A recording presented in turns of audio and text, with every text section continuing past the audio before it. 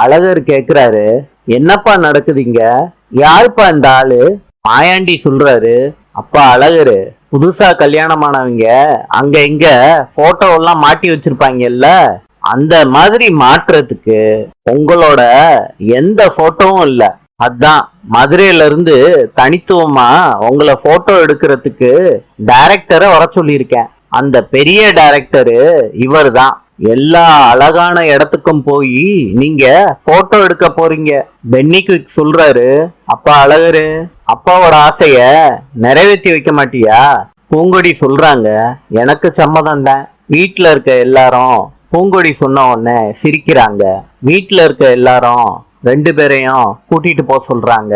டைரக்டரும் கூட போறாரு. அழகரோட ஃப்ரெண்ட்ஸ் கேக்குறாங்க, இப்ப நம்ம என்ன சார் பண்ண போறோம்? போட்டோகிராஃபர் சொல்றாரு, இப்ப லேட்டஸ்ட் ட்ரெண்டு வீடியோ பண்றதாயா. அதனால வீடியோ கொஞ்சம் எடுத்துக்கிட்டு போட்டோ ஷூட்டும் பண்ண போறோம். அழகரோட தங்கச்சி பூங்கொடியும் அழகரும் போட்டோ ஷூட் எடுத்தா எப்படி இருக்கும்னு நினைச்சு பாக்குறாங்க. தேவர் மகன்ல வர்ற மாதிரி அழகரையும் பூங்கொடியையும் மேக்கப் போட வச்சு ட்ரெஸ்ஸிங் பண்ண வச்சு போட்டோ ஷூட் நடத்துறாங்க.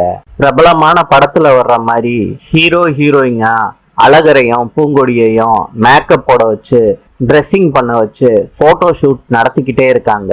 ரெண்டு பேத்துக்குள்ள அப்பப்ப சின்ன சண்டை வந்துகிட்டே இருக்கு. போட்டோகிராஃபர் சமாளிச்சு போட்டோ ஷூட் எடுத்துடுறாரு.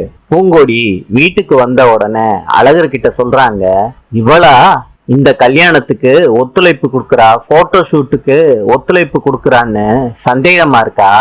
ஏதோ ஒரு திட்டத்தோட தான் இதெல்லாம் பண்ணிக்கிட்டு இருக்கான்னு உன் மனசுல தோணிக்கிட்டே இருக்கா? என்ன தம்பி இது, நானே உண்மையா மனசு மாறினா கூட நீ நம்ப மாட்ட போல இருக்கே.